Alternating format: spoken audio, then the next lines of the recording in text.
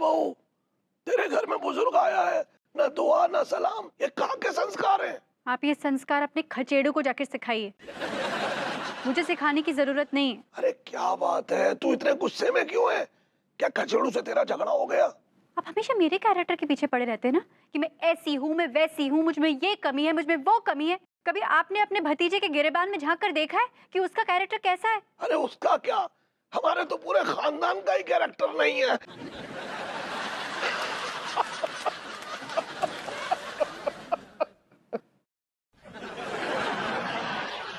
जी नहीं, अब मेरा कहने का मतलब ये है बेटा, खचेड़ू ने ऐसा क्या कर दिया?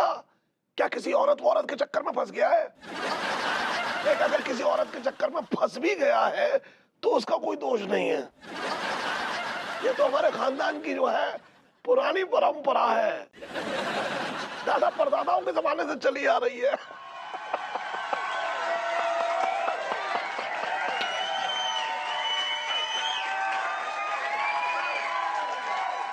मैं सच कह रहा हूँ। देख, हमारे परदादा, दादा, फिर पिताजी, उसके बाद खचेड़ू के पिताजी, उसके बाद मैं, औरतों के मामले में हम सबका कैरेक्टर बहुत ढीला रहा है। तो बेटा, प्रॉब्लम इसलिए रही है कि हम में से किसी को अपनी बीवियों का प्यार नहीं मिला बेटा। प्लीज चाचा जी, अब अपने खानदान की कुंडली का बखान मेरे सामने करने की कोई जरूरत नहीं है। मुझे पता है कि आपके खानदान के मर्दों की क्या हालत है। तो चाचा जी, मेरी प्रॉब्लम ये नहीं है। तो बेटा क्या प्रॉब्लम है, वही तो इतनी देर से पूछ रहा हूँ। आपका खचेड़ू जुआरी बन गया है, जुआरी, और वो क्लब्स में जाके जुआ खेलता है।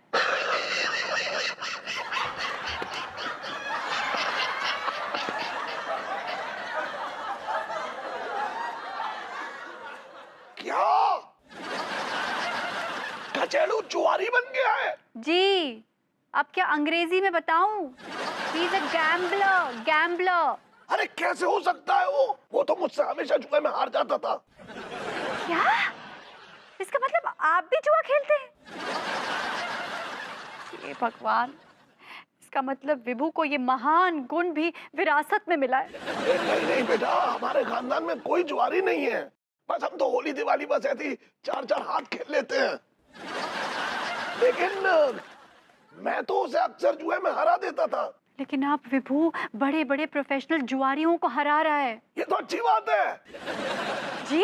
नहीं, बुरी बात है भाई। जुए में हराना भी कोई हराना है भाई। हराना है तो क्रिकेट में हराओ, फुटबॉल में हराओ, जुए में क्या हराना?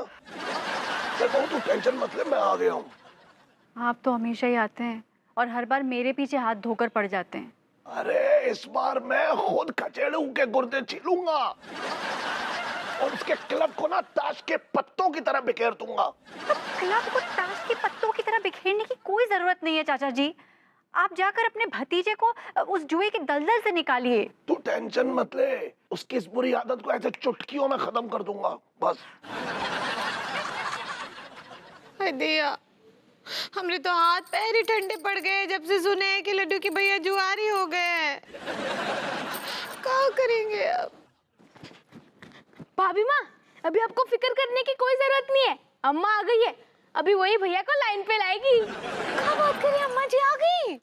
हाँ, वो आ गई। अभी अभी मैंने उन्हें ऊपर से आते हुए देखा है। क्या बात करे है? अरे बहुरिया, ओ बहुरिया। अम्मा जी, अम्मा जी। प्रणाम करते हैं। हाँ हाँ, खुश रहो खुश रहो। अब बहुरिया, रो ना ही बिटिया, अभी तुम्हारी अम्मा जी जिंदा है। और जो बैल की वजह से तुम्हारी आंख में आंसू आया है ना, बैल को हम मार मार के गधा नहीं बना दिए तो हमारा भी नाम रामकली नहीं। ठीक बा। हाँ अम्मा, मेरी जलेबी। ई ले, तू खाली जलेबी खाता रहे। हाँ, अपनी भाभी माँ का ख्याल मत रख। वो बैल पे नजर रखने के लिए छोड़ रखे हैं ना तुमको। अम्मा जी, अभी आप चिंता मत कीजिए, अभी से हम पूरा नजर रखेंगे। कहाँ है वो बैल? वो घर पे ना ही है, अभी कहीं गए हैं। जरूर उनको भनक लग गया होगा कि हम आने वाले हैं, यहीं से जाके छुप गया है। लेकिन तुम चिंता नहीं करो। हाँ बहुरिया, अच्छा बहुरिया, तुम एक ठो काम करो। क्या काम करें? हमरे लिए एक ठो तगड़ा सा डंडा लेके आओ। हैं, अम्मा उसकी चिंता मत कीजिए, वो मैंने रखा हुआ है, वो देखिए वहाँ पर। हाँ, और उसके ऊपर तेल भी मल दिए हैं हम। अरे वाह, शाबाश है। बाबूजी नमस्ते। हाँ, खुश रहिए। अम्मा जी नमस्ते। हाँ, खुश रहो। अम्मा जी, जे मैं क्या सुन रही हूँ, सेठ जी जुआरी हो गए। हाँ, बिल्कुल ठीक सुन रहे हैं आप टिल्लू भैया। ये तो बहुत बड़ी गड़बड़ हो गई, कसम से कह रही हूँ, इस जुए के चक्कर में सेठ जी अपना खोखा भी बेच देंगे। हाँ, और अगर उन्होंने ये खोखा बेच दिया, मैं तो रोड पे आ जाऊंगा। अम्मा जी, आपसे हाथ जोड़ के रिक्वेस्ट कर रही हूँ, आप ये खोखा मेरे नाम करवा दो, कम से कम इस गरीब का घर तो चलता रहेगा। अरे तू काहे बीच में चपड़ चपड़ कर रहा है? ऐसा कछु नहीं होगा, हमरे होते हुए वो कछु नहीं बेचेगा। अरे अम्मा जी, आपको पता ना है, आप तो रहोगे दूर गांव में, और यहाँ पर सेठ जी चुपके से खोखा बेच देंगे और किसी को पता भी न चलने का।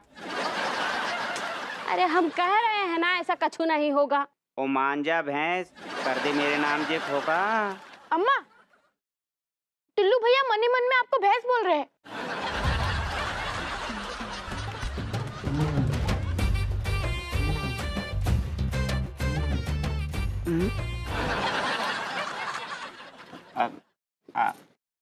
मैं अब बहुरिया, हाँ, वो जरा लट्ठी लेके आओ, हैं कैसा तेल लगाए हो, तनी ट्रायल ले लेते हैं। हाँ, ठीक है। भाभी, मैं अम्मा, आपका मैं तो बहुत सम्मान करूं, इज्जत करूं, पैर भी छूं आपके तो। अम्मा, हाँ भाभी, आप अम्मा। हाँ लड्डू, जलेबी कैसा है? बहुत है भम्मा, आप लोगे? नहीं, तुम खाओ।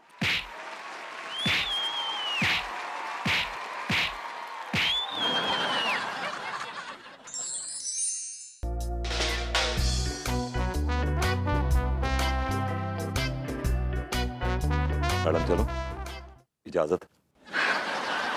अगर हम आपको इजाजत ना दें तो? अब मेरी बीवी मेरा घर पे वेट कर रही है। सिर्फ बीवी की फिक्र है आपको और किसी की भी नहीं? बीवी के अलावा किसी और की भी फिक्र है, भाभी जी की। अच्छा, किसकी फिक्र है आपको? ये थोड़ा पर्सनल सवाल पूछ लिया है आपने। क्या हमें आपकी पर्सनल लाइफ के बारे में जानने का कोई हक नहीं है? आपका तो हमारी जिंदगी पे हक है। आपने एक मिल्ले को अपने क्लब में जगह देकर उसको बर्बाद होने से बचा लिया है।